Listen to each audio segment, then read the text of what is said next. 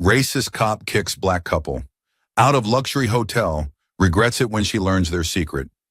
In this eye-opening video, we delve into a shocking incident that occurred at a renowned luxury hotel.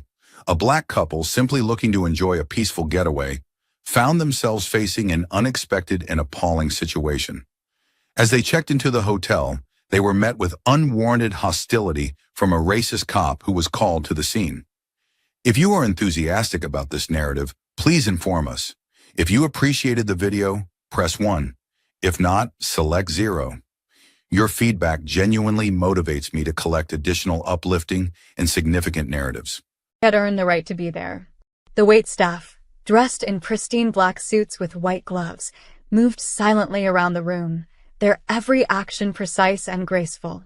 The menu, a masterpiece in itself, featured exotic dishes with prices that seemed to reflect the luxury that this place exuded. For many, it was a dream to dine here. A place reserved for the elite, where everyone from film stars to corporate moguls mingled in an atmosphere where wealth, prestige, and power converged. For Jordan and Alicia, this was the culmination of months of hard work, their celebratory dinner marking a significant milestone in their lives. They had saved up to enjoy this moment, wanting to experience the very best, the finest, and the most prestigious meal they could afford. Jordan and Alicia had been together for years.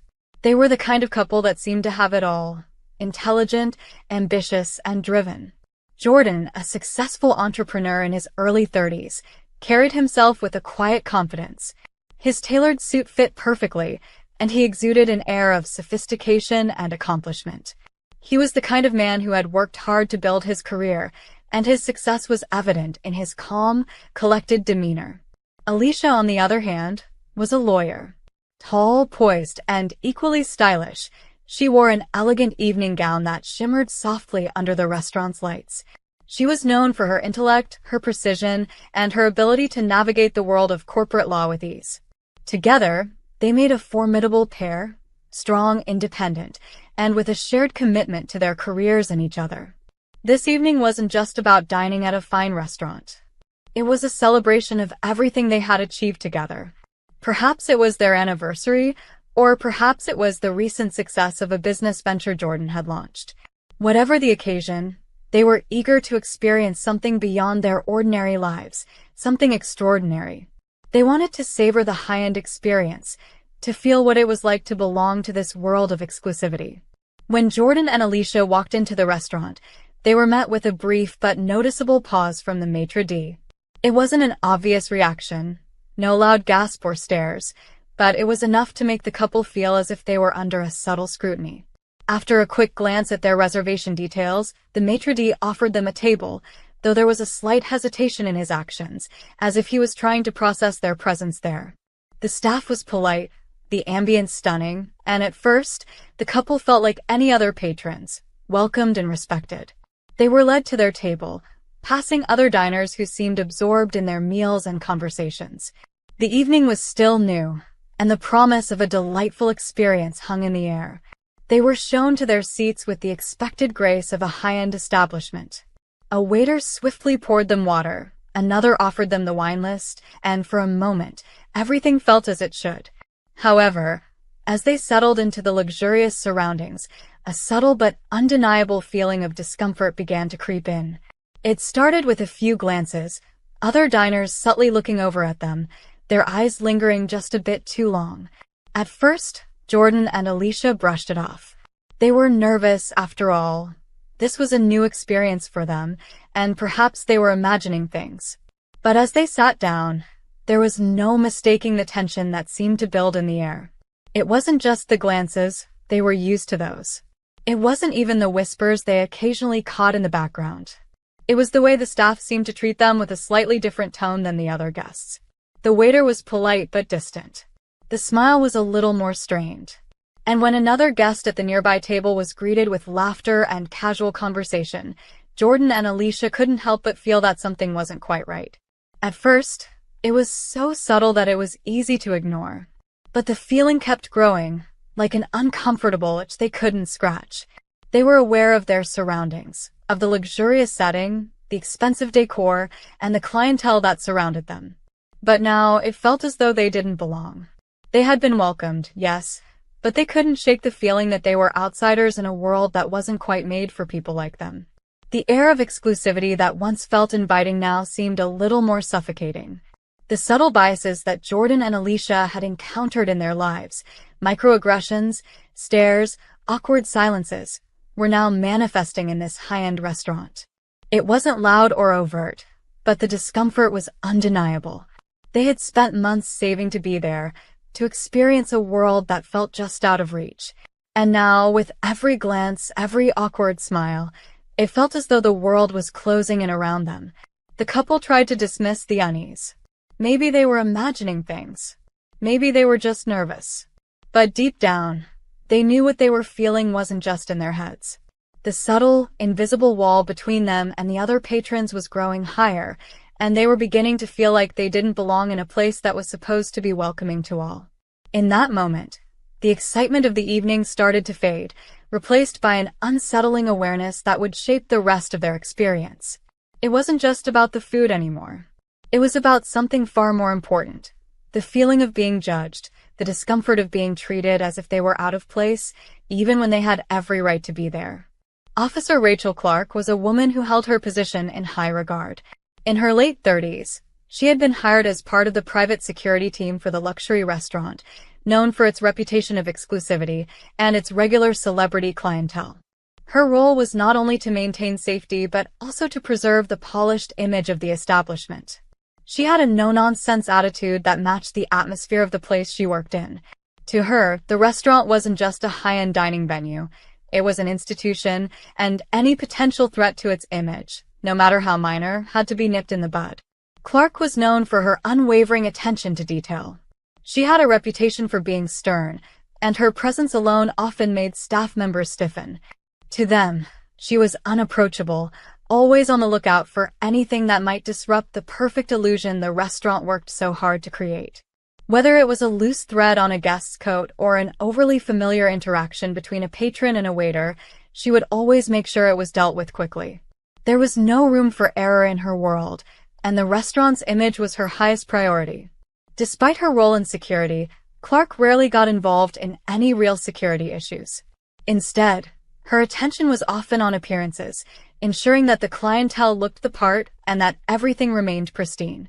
It wasn't about protecting the guests so much as it was about maintaining the exclusivity that came with being part of the high-class crowd. And on this evening, Officer Clark's watchful eye was particularly sharp.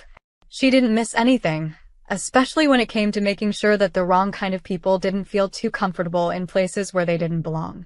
From her station near the entrance, Officer Clark first noticed Jordan and Alicia as they walked through the restaurant's grand doors.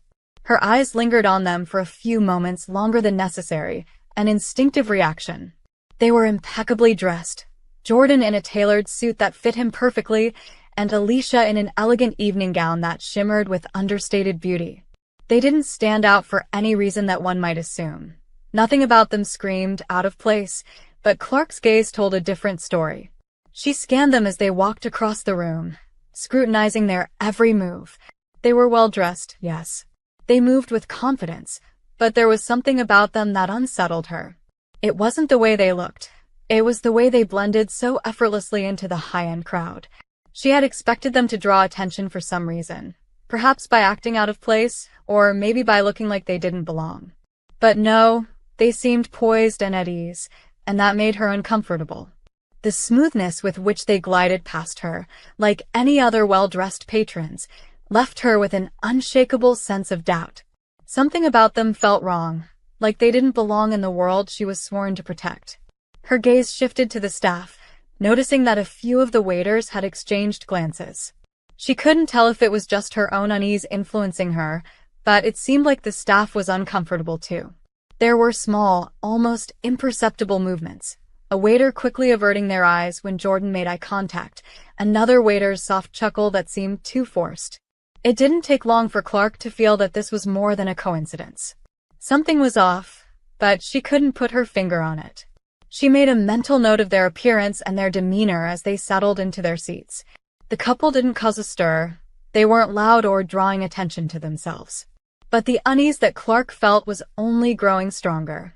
She couldn't shake the feeling that they might be a problem, even though they had done nothing to indicate that. The evening began smoothly. Alicia and Jordan, still basking in the excitement of their special night, settled into the plush booth, discussing everything from their business ventures to their plans for the future. They were in their own world, enjoying the atmosphere and the luxurious food that was presented before them. The service was impeccable, as one would expect from a restaurant of this caliber, and the wine list was extensive, offering choices that only added to the sense of exclusivity. At first, everything seemed perfect. The menu was a work of art, and the dishes came out precisely as they had hoped. Each course was a new delight, fresh, flavorful, and perfectly prepared. But something started to shift as the night wore on. While the couple was savoring their meal, they began to notice a subtle difference in the way they were being treated. The waiters, though polite, seemed distant. Their service was efficient, but there was an underlying coldness to it that wasn't there when other guests were served. For instance, when they asked for a recommendation for a wine pairing, their waiter gave them a short answer before quickly walking away, not offering further conversation or the warmth that others seemed to receive. As they glanced around, they saw other guests being treated differently, more attentively. A couple at the nearby table was laughing and chatting with their waiter, who was engaging with them on a personal level, offering recommendations and sharing jokes. The contrast wasn't lost on Jordan and Alicia. They tried to ignore it at first, attributing it to nerves. After all, they were still new to this kind of experience. But as the night progressed, the disparity became harder to brush off. The warmth, the laughter, the friendly gestures, they were all reserved for the other patrons, and Jordan and Alicia felt the stark difference. It was as if, in a room full of well-dressed, polite people, they had somehow become invisible, or worse, undeserving of the same treatment. They weren't just guests, they were different. They could feel the unspoken distance. The tension that started with Clark's lingering glance now began to seep into their dining experience, making them increasingly aware of how out of place they felt. The subtle whispers from the staff became more apparent, and Alicia caught a few odd stares from the people sitting nearby. Jordan noticed the way the room's energy seemed to shift as they dined. A few patrons looked over at them, their eyes drifting away as quickly as they'd landed. It was uncomfortable, and for the first time that evening, the couple began to feel the weight of something unspoken, the quiet judgment of others. As the meal progressed, they tried to shake off the discomfort. It wasn't their fault that the restaurant wasn't offering the same warmth to them as it did to others. But the looks from the staff, the whispered words between waiters, and the lingering sense that they weren't quite welcome in a space meant for the elite began to chip away at the enjoyment of the evening. Everything was starting to feel off. They had come to this restaurant for an extraordinary experience, a celebration of their hard work and success, but instead, they were slowly being made to feel like outsiders. And as the night stretched on, Jordan couldn't ignore the creeping realization that the tension in the air wasn't just coming from the restaurant's atmosphere, it was coming from within. Something was about to happen, and they both knew it. It was right in the middle of their meal when the atmosphere at the table shifted.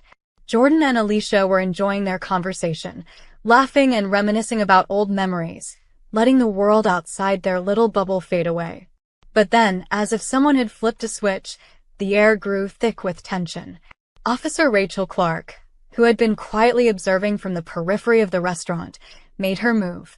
Her steps were purposeful, her uniform crisp, and her presence was commanding.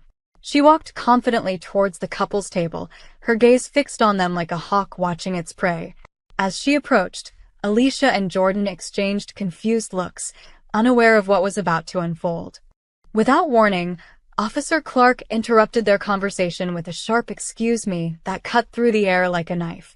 Her voice was cold, her expression unreadable, as if her presence alone should have been enough to silence any questions. Standing tall and unbothered, she looked down at the couple, her eyes never wavering. The kind of authority she carried made it clear that she wasn't about to entertain any pleasantries.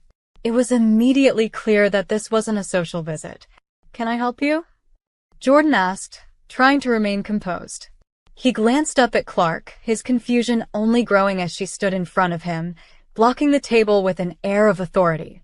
Clark didn't respond directly to his question. Instead, she wasted no time getting to the point. You two shouldn't be here, she said matter-of-factly, as if it was the most obvious statement in the world. This is a restricted area. Jordan's eyebrows furrowed, and Alicia's hand tightened around her wine glass. What are you talking about? Jordan asked, now visibly confused. We have a reservation here. We've been seated at this table for over an hour. But Officer Clark wasn't interested in their explanation. Her gaze didn't soften, and she continued with her accusations. I need to see your reservation details, she demanded, her tone harsh. I'm not sure you're supposed to be here. You're not the type of guests we usually have in this section. The words stung, but they made no sense. Alicia and Jordan had made the reservation weeks ago. They had dressed for the occasion as any patron would in a high-end restaurant. They were paying guests, just like everyone else in the restaurant. But now, with Clark standing before them, everything they had thought to be true about their night seemed to crumble. Jordan pulled out his phone and opened the confirmation email. He showed it to Clark, who barely glanced at it before dismissively turning away. I don't care about your confirmation, she said, her voice rising slightly. I need to know if you're really here as proper patrons.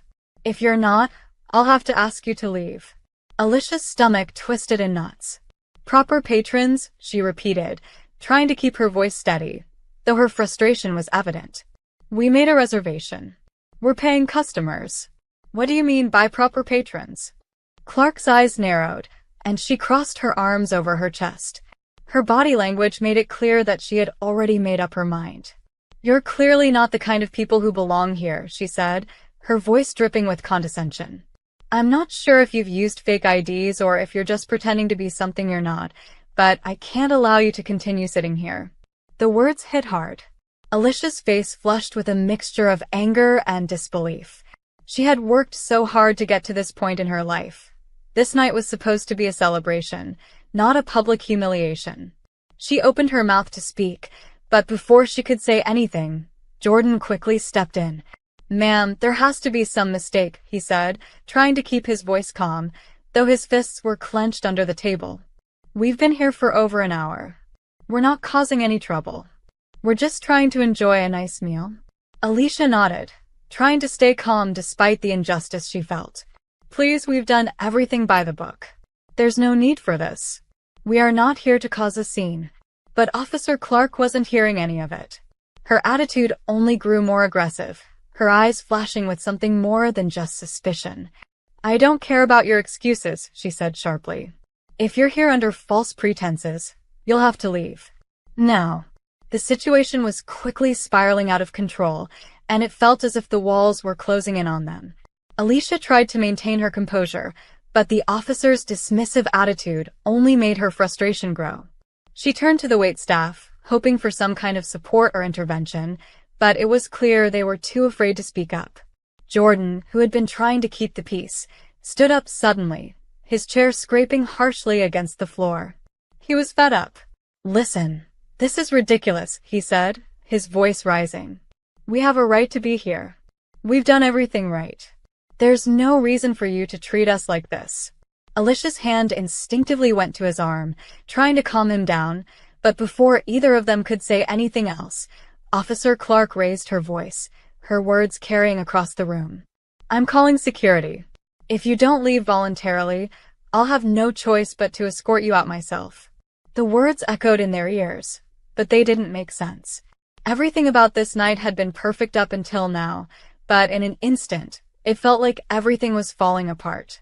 How could someone be so determined to make them feel like they didn't belong? Why was Clark so set on pushing them out when they had done nothing wrong? The tension in the air was palpable. Other diners were starting to notice the exchange, their conversations slowing down as they glanced over to witness the confrontation. Some of the staff had paused in the background, unsure of what to do.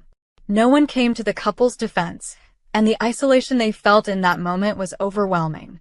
It was as if their entire presence had become a spectacle, something others felt uncomfortable with, but were too afraid to challenge. As Officer Clark turned and walked away to call for backup, Alicia and Jordan shared a look of disbelief. They had tried to remain calm, tried to understand that maybe this was just a misunderstanding, but it was becoming clear that this was more than just a case of mistaken identity.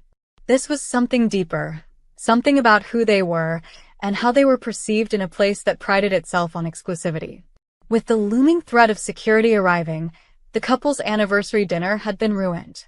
The promise of a night to remember had turned into an experience they would never forget for all the wrong reasons. It was becoming clear to Jordan and Alicia that the situation was rapidly spiraling out of control. What had started as a simple misunderstanding was now taking on a much darker tone. Officer Rachel Clark, still standing at their table, her eyes fixed and unrelenting, had already made up her mind. She wasn't just questioning their presence anymore, she was treating them as though they were criminals. "I'm calling for backup," Clark announced coldly, her voice loud enough for anyone in the vicinity to hear. The words seemed to hang in the air, chilling the couple to their core. They hadn't done anything wrong, nothing that justified this treatment, but somehow, that didn't matter. Within moments, a few of the restaurant's security team appeared at the entrance, walking towards the couple's table with purposeful strides. Their presence alone was enough to create a heavy, intimidating atmosphere. The crisp black uniforms and the stern faces of the security guards made it clear that they were there to remove the couple. It didn't matter that they were guests, that they had reservations, or that they'd been quietly enjoying their dinner just minutes before. They were now being treated like they were trespassing, like they didn't belong. Jordan could feel his heart pounding in his chest. He had always prided himself on his ability to remain calm, to handle any situation with poise, but this was different. This wasn't a misunderstanding that could be cleared up with a polite conversation. This was something deeper, something racial. His stomach churned as he realized just how uncomfortable they both were. Alicia, too, seemed frozen, her eyes wide with disbelief. Clark's posture was rigid, her arms crossed over her chest. "You're trespassing," she stated again, this time with even more force. "I've already warned you. If you don't leave right now, I'll have to call the police." The words stung more than anything else. Trespassing? They were paying customers, sitting at a table they had reserved for weeks. There was no reason for them to be treated like this, except for one clear reason that neither of them wanted to admit. This was racial profiling, pure and simple. The realization hit them both like a ton of bricks, and the weight of it was almost unbearable. "I'm not going anywhere," Jordan said firmly, his voice shaking with a mixture of anger and frustration.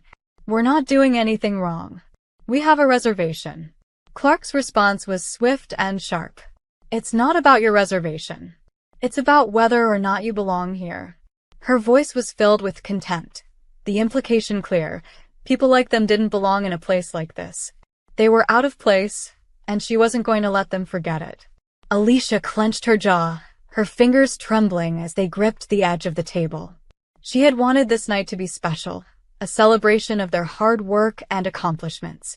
But now, it felt like all of it was being ripped away by someone who didn't even know them, someone who was determined to make them feel unwelcome.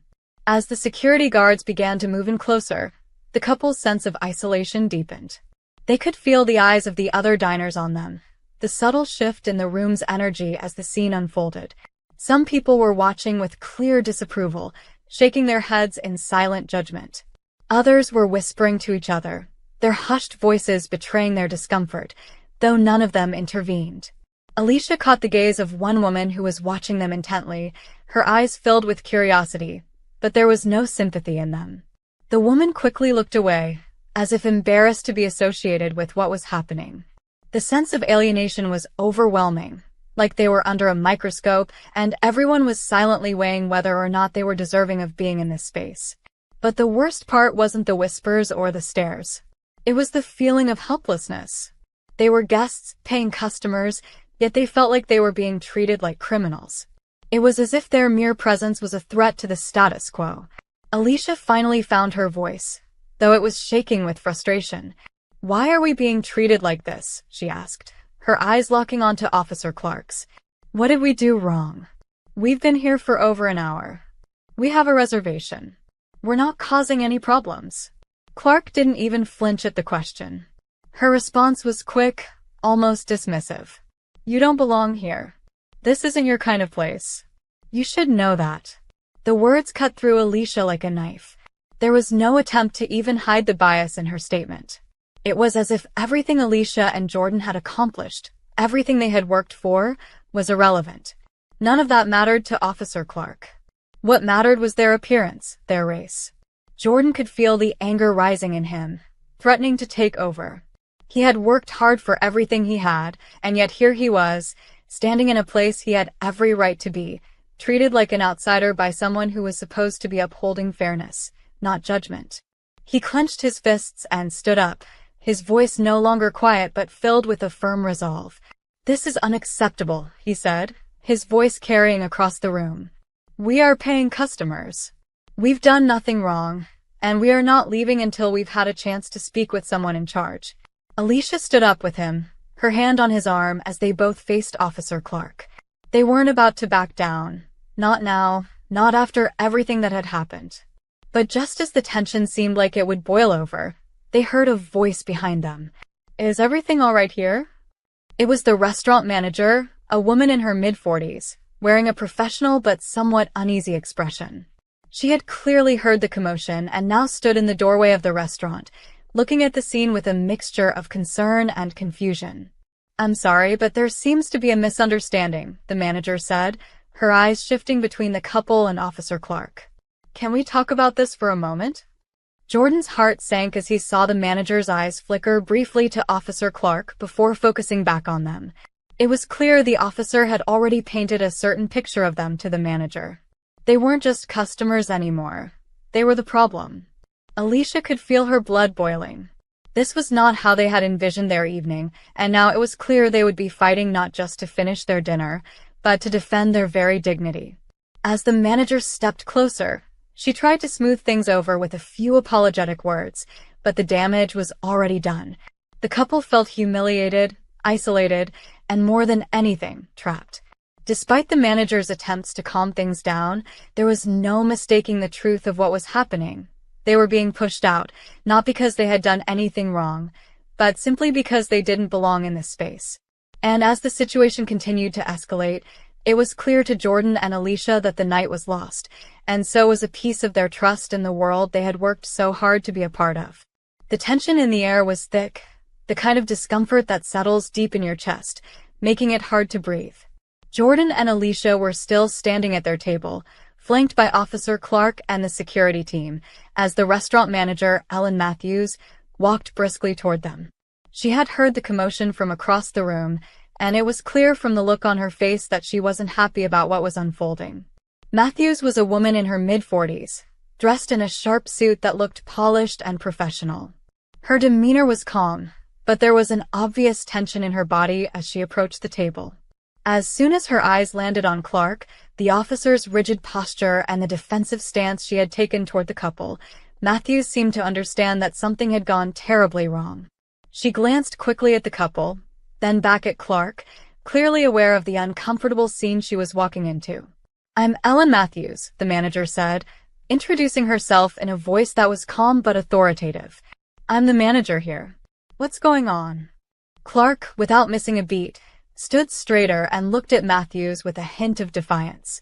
"I'm handling this. These two don't belong here. They've been asked to leave." Matthews took a deep breath and glanced at Jordan and Alicia. She could see the confusion and hurt in their eyes, the way they were standing, still holding on to some shred of dignity despite everything that had just happened. She knew at that moment the couple had every right to be angry and upset. "Let's calm down," Matthews said, her voice low and steady, clearly trying to de-escalate the situation. "I'll take a look at the reservation, and we'll sort this out." She turned toward the couple, her gaze softer than Clark's had been. "I'm sorry for the confusion. I can see that you've been treated unfairly." Alicia wiped a tear from her cheek, her voice trembling as she responded. "We've done nothing wrong. We just want to enjoy our night like everyone else. We've been waiting for this, and this is how we're treated." Jordan placed a hand on Alicia's shoulder, trying to steady her. He was upset too, but his focus was on getting to the bottom of what was happening. "We have a reservation," he said, his voice calm but laced with frustration. "We've been here for over an hour. Why are we being treated like this?" Matthews nodded, taking out her phone to check the reservation list. After a few moments, she confirmed what the couple already knew. Their reservation was indeed valid. "I've checked," she said, turning back to Clark. "They are on the list." Their reservation was made weeks ago. At this point, it was clear that Matthews was trying to resolve the situation, but Clark was not backing down. Her posture was still stiff, arms crossed, and her eyes narrowed, refusing to acknowledge the obvious mistake. She shot a glance at the couple, then back at Matthews, and in a sharp tone said, "I'm just doing my job. They shouldn't be here." Matthews sighed, clearly frustrated but trying to maintain professionalism. "Officer Clark, we've gone over this. These guests are legitimate customers, and they are welcome here. I need you to stand down." But Clark was relentless. "I've seen them before. People like them don't belong in places like this." Her words were sharp, cutting through the tense air like a blade. Matthews flinched but quickly regained her composure. She turned toward the couple, offering a sincere, if somewhat uncomfortable, smile. "I am so sorry for this. We want you to feel welcome here, and I can assure you that this won't happen again. Please accept our sincerest apologies." Despite her words, Alicia was having a hard time swallowing the apology. She was visibly shaken, her shoulders hunched in disbelief, the tears that had been falling freely now starting to slow. She shook her head slowly, looking at Matthews. "How could you let this happen? This isn't just an apology. It's bigger than that. We've been treated like criminals for no reason at all." Jordan's anger flared again, but he stayed calm, trying not to lose control. "This is beyond just a mistake. This is discrimination. She doesn't even see us as people, just something to get rid of because we don't fit her idea of who belongs in a high-end restaurant. I want you to understand that. She's been harassing us for no reason." Matthews glanced at Clark, her face hardening for a moment. "I understand," she said quietly, though there was still a hesitation in her voice. "I want to make this right. We can offer you a complimentary meal tonight, and I'll personally ensure this doesn't happen again. If you would like, I'll also arrange for someone to speak with you after the meal to make sure this issue is fully addressed." But the offer, no matter how generous, didn't land the way Matthews probably hoped. Alicia glanced at Jordan, her frustration mounting as she wiped her eyes again. She didn't want a free meal. She wanted an apology that mattered, an acknowledgement that what had just happened was wrong. "It's not about the food," Alicia said, her voice shaking but firm. "We've been humiliated in front of an entire room of people. You think a free meal is going to fix that?" Jordan nodded in agreement, his voice steady as he spoke. "This is more than just a mistake. It's about the way people like us are treated in spaces like this. We don't belong in these places because of how we look, how we dress, because of the color of our skin. That's what we're dealing with here." Matthews took a moment, her eyes dropping to the ground as if processing their words. She clearly wasn't used to being confronted like this, not at her high-end restaurant, where everything was supposed to be perfect, where things like this weren't supposed to happen. But they had. "I am truly sorry," Matthews said again, her voice softer this time. "I understand how wrong this is, and we will do everything we can to make it right." But the damage had been done. No matter how many times Matthews apologized, no matter what she offered, the hurt was deep. Alicia and Jordan were left standing in a restaurant they had hoped would be a place of celebration, but now, it was tainted by the ugliness of prejudice. The rest of the night passed in a blur for the couple. The security team eventually dispersed, but their presence still lingered in the air, reminding them of what had happened. And while they tried to push past it, enjoying the meal they had once been excited about, the emotional toll of the evening weighed heavily on them both.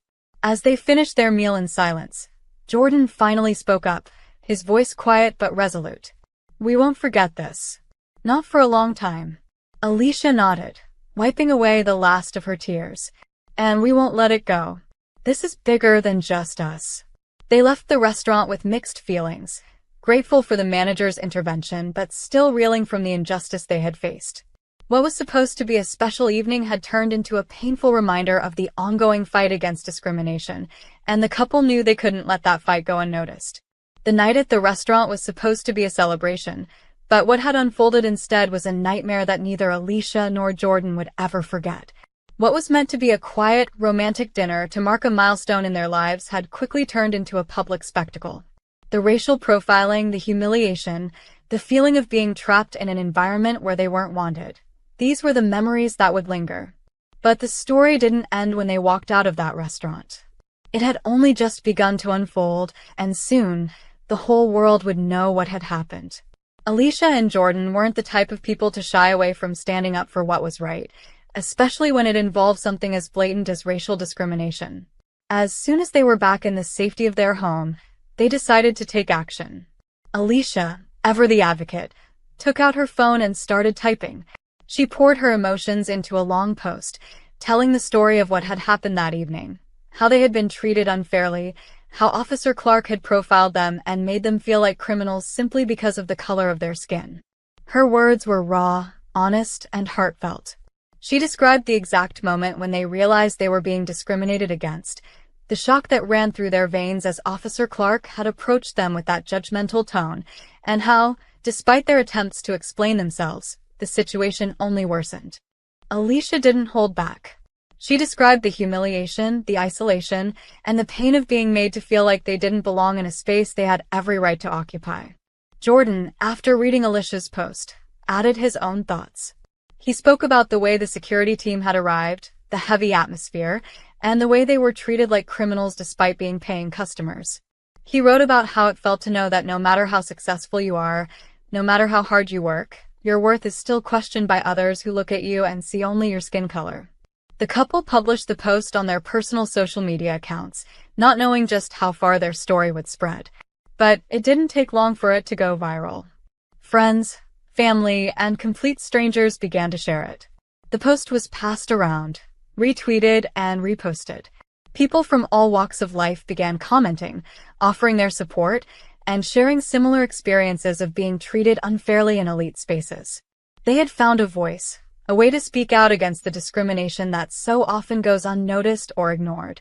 The flood of support was overwhelming. Strangers sent messages of encouragement, telling Alicia and Jordan they weren't alone, that their experience mattered, and that change needed to come. But it wasn't just the support from individuals that flooded in. Many public figures, activists, and influencers started speaking out about the incident. They used their platforms to amplify the couple's message, shining a light on the reality of racial profiling in high-end spaces and institutions. Soon, the media picked up on the story. News outlets from across the country ran segments about the incident. The footage from the restaurant was aired, showing the couple's confrontation with Officer Clark, and experts weighed in on the larger issue of racial discrimination in places that were supposed to be elite and exclusive. The restaurant, once a symbol of luxury, found itself at the center of a media storm. The public response was swift and unforgiving. People started calling for boycotts of the restaurant, and many vowed to avoid it until it addressed the issue properly. The hashtag Justice for Jordan and Alicia began trending, with thousands of people using it to share their own stories of discrimination and racism in high-end spaces.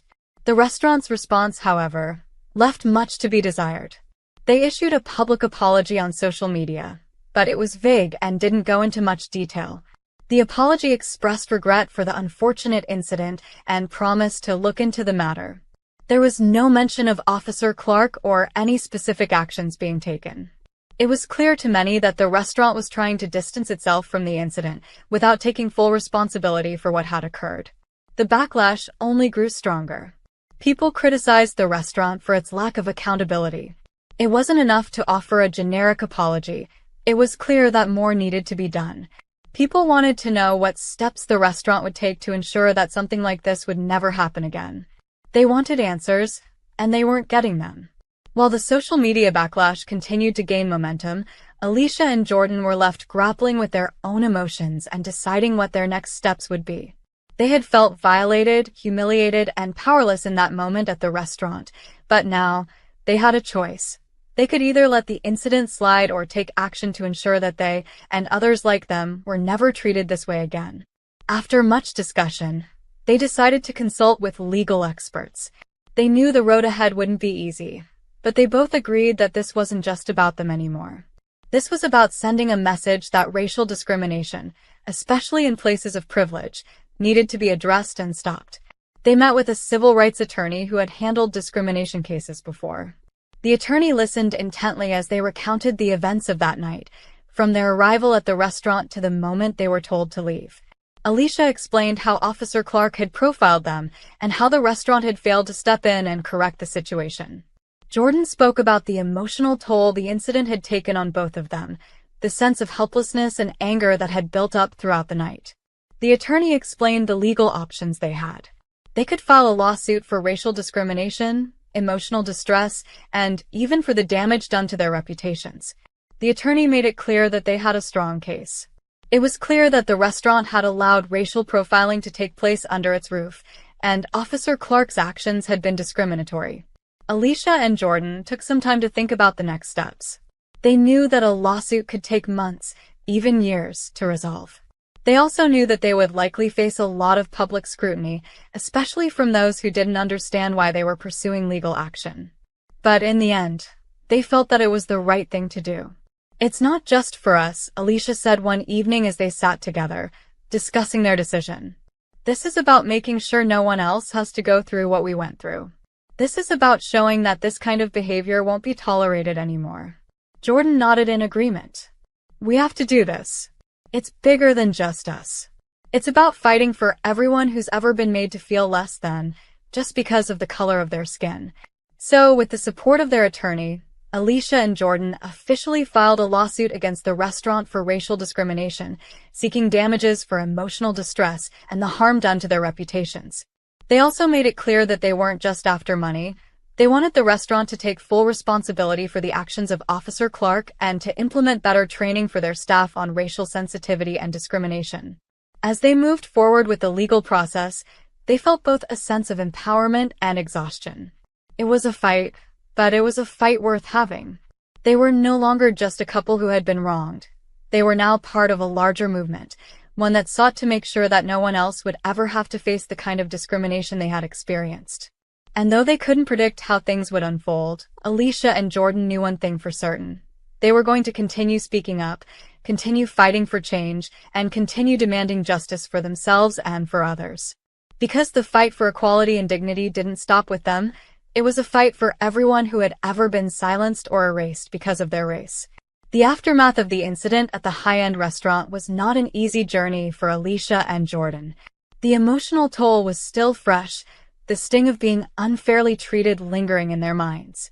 The public backlash had been swift and intense, and as the days passed, the couple found themselves at the center of a much larger conversation about race, privilege, and discrimination in spaces that were meant to be elite.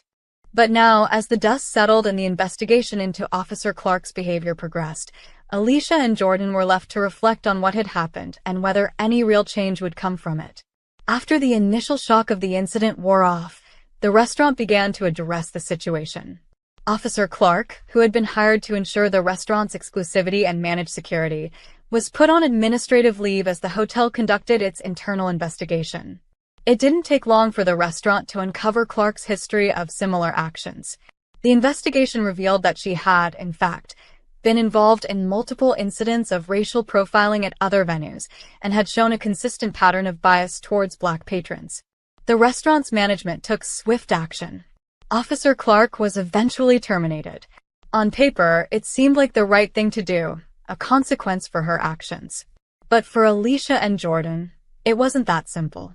While they were relieved to see that Clark was being held accountable, they couldn't help but feel that her termination, while necessary, was just a small piece of the puzzle. The real question was whether the restaurant and society at large would make lasting changes. Was firing one officer going to erase the deeper, systemic issues of racial profiling that were so ingrained in places of privilege? Would it change how people like them were treated when they walked into exclusive spaces? Alicia was the first to voice what both of them had been thinking. "This doesn't feel like enough," she said one evening, as the couple sat down to reflect. "Clark being fired might give us some satisfaction, but it doesn't address the larger issue. There are still so many people out there who will face the same treatment, even if Clark is gone. It's not just one person. It's a whole system that needs to be changed." Jordan nodded, understanding exactly what Alicia meant. The restaurant might have done what they had to do to protect their image, but they didn't do enough to actually fix the problem. "We're not just talking about one bad apple here. This is about the culture that allowed that to happen in the first place." The couple agreed that while Clark's firing was a step, it wasn't a solution. The issue they faced went far beyond one individual's actions. It was a symptom of a much bigger problem, one that stretched across industries and institutions, from high-end restaurants to private clubs and even corporate offices. This was a moment to spark change, but they knew it couldn't stop there. Alicia and Jordan weren't content to let the incident fade away without making sure their voices were heard. They knew they had an opportunity to do something bigger with their experience. So, they continued to speak out, using their platform to raise awareness about racial profiling in luxury spaces.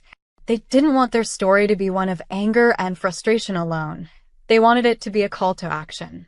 Through their social media channels and public appearances, they educated their followers about the deep-seated racial bias that still existed in high-end spaces.